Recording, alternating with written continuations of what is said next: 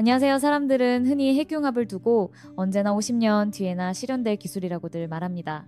그런데 최근에는 전 세계적으로 엄청난 자금이 핵융합 분야에 몰리고 있어요. 왜 갑자기 이렇게 분위기가 달라졌을까요? 그리고 정말 이번에는 실제로 탄생이 임박한 걸까요? 오늘은 핵융합을 둘러싼 어려움과 기회, 그리고 관련 업계의 동향을 깊이 있게 살펴보고자 합니다. 우선 핵융합이 무엇인지부터 짚어볼게요. 우리가 익히 알고 있는 태양은 수소 원자핵이 끊임없이 융합하여 헬륨을 만들어내고 그 과정에서 어마어마한 에너지를 내뿜습니다. 이를 지구에서 재현해보자. 이게 핵융합 발전의 목표입니다. 태양은 엄청난 질량과 중력 덕분에 1억 도 이상의 중심 온도를 유지하며 플라즈마 상태의 수소를 압축해 핵융합을 자연스럽게 일으키죠. 그런데 인간이 인공적으로 이러한 환경을 만들어내기 위해서는 소위 작은 태양을 가둬둘 초고온 고압의 물리적 장치가 필요합니다. 핵융합 반응을 일으키는 방법은 크게 두 갈래입니다. 하나는 관성적 붕괴, 즉 레이저나 폭발적인 압축을 통해 극단적인 고온 고압을 짧은 순간에 만들어 핵융합을 일으키는 방식입니다. 미국 국립점화시설, NIF 등에서 시도하는 레이저 압축 방식, 그리고 아주 극단적으로는 수소폭탄처럼 비제어된 폭발을 예로 들 수 있어요.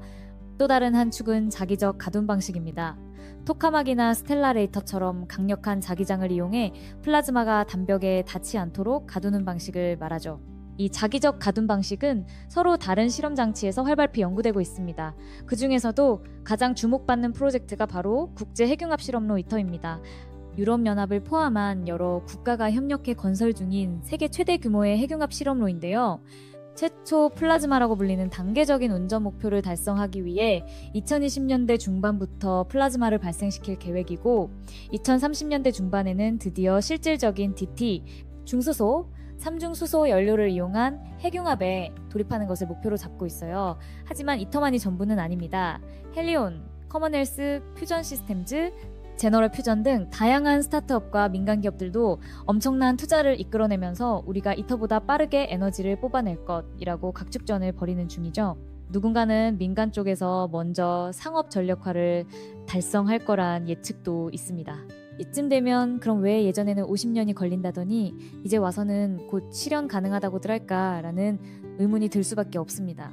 사실 핵융합 자체는 이론적으로나 실험적으로 수십 년 전부터 가능성이 증명됐지만 극도로 높은 온도와 밀도에서 플라즈마를 오래 안정적으로 가두고 거기서 나오는 에너지를 플랜트 전체가 살아남을 수 있는 형태로 뽑아내는 일이 매우 어려웠습니다.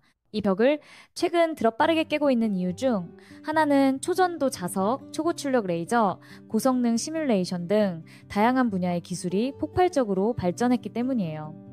나아가 전 세계적인 에너지 수요 증가 그리고 기후변화 문제의 심각성이 부각되면서 탄소 중립을 위한 새로운 에너지원으로 핵융합에 대한 관심과 투자가 동시에 폭발하고 있습니다. 그렇다면 핵융합을 상용화하기 위해서는 구체적으로 어떤 기술적 공학적 난제들이 남아있을까요? 가장 먼저 거론되는 건 플라즈마 단벽 문제입니다. 핵융합로 안에는 수천만에서 수억 도에 달하는 초고온 플라즈마가 생성되고 이에 직접 노출되는 내벽, 즉 1차 벽이 혹독한 환경을 견뎌야 하죠. 벽이 녹거나 스퍼터링, 이온에 의해 원자가 깎여나가는 현상으로 오염 물질이 떨어져 나가면 플라즈마가 오염되어 핵융합 반응이 망가지는 것은 물론 기기의 내구성도 크게 떨어집니다. 이를 해결하기 위해 현재 대표적으로 채택된 재료가 텅스텐, W입니다.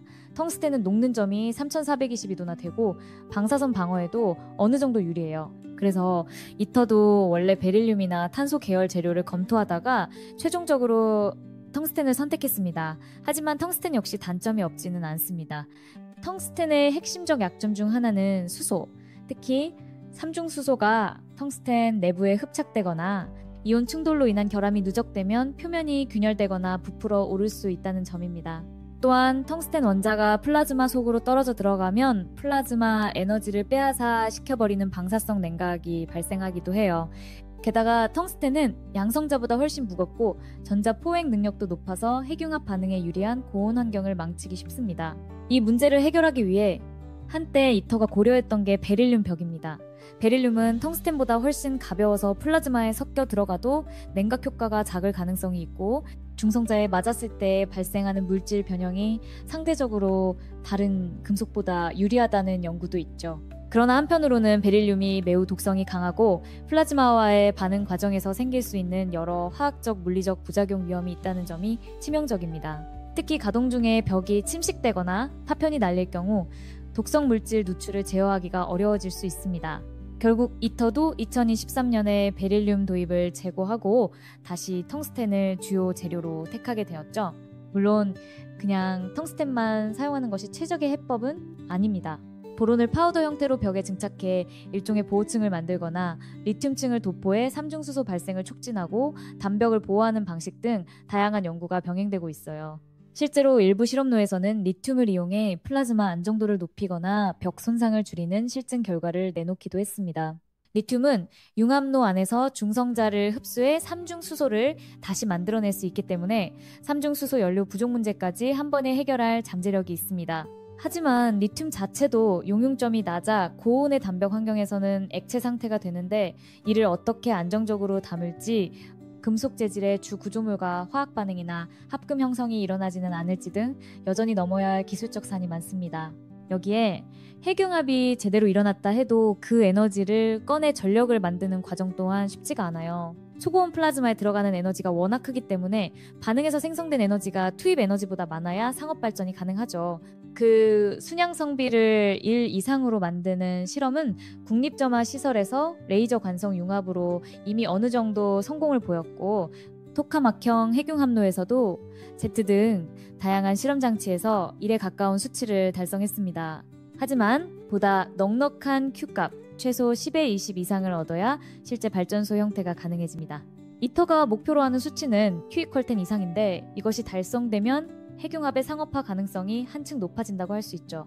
이처럼 핵융합은 극도로 복잡한 문제들이 밀접하게 얽혀 있어요. 고온 플라즈마 제어, 벽 재료 선정, 중성자 저지선 내부 냉각 장치 설계, 삼중수소 연료 순환, 방사선 안전 문제 등 어느 것 하나 쉬운 것이 없습니다. 그럼에도 불구하고 전 세계적으로 수십에서 수백조 원 규모의 투자금이 모이고 있다는 건 과학계와 산업계가 가능성이 충분히 있다고 믿기 때문이라고 볼 수 있습니다. 그리고 최근 초전도 자석기술 발전, 재료공학의 혁신, 대규모 시뮬레이션 역량 등으로 인해 예전보다는 훨씬 빠른 진전이 이뤄지고 있죠. 또 국제정세와 기후위기 대응이라는 거대한 동인이 50년 뒤로 미뤄지던 핵융합을 조금이라도 앞당기기 위해 협력과 경쟁을 동시에 촉진하고 있습니다.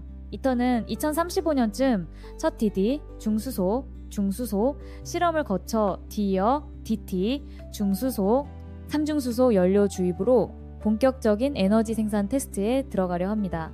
물론 예정이 밀릴 가능성도 있지만 그 와중에 민간 스타트업 중 일부가 더 빨리 상업용 시제품을 내놓을 것이라는 장밋빛 전망도 있어요. 일각에서는 이터가 아직 장비 세팅하느라 바쁜데 소규모 업체들이 자기들만의 혁신 아이디어로 먼저 성공할지도 모른다고 말하죠. 이런 경쟁 구도가 한편으로는 핵융합 상용화를 앞당길 수 있는 긍정적 요인이 될 수도 있습니다. 기술 발전은 언제나 다양한 도전과 시행착오 속에서 가속화되니까요. 물론 아직 갈 길이 멉니다. 하지만 항상 50년 뒤라던 핵융합이 드디어 조금씩 손에 잡히는 느낌이 오는 건 부인할 수 없어요. 인류가 안전하고 깨끗한 에너지를 원하는 갈증은 그 어느 때보다 큰 상황이고 기후위기를 해결하기 위해서는 원전과 태양광, 풍력에만 의존하기에는 부족하다는 견해도 많습니다. 가장 궁극적이고도 무공에 가까운 에너지원인 핵융합이 만약 현실화된다면 에너지 패러다임이 완전히 뒤바뀔 것임은 분명합니다.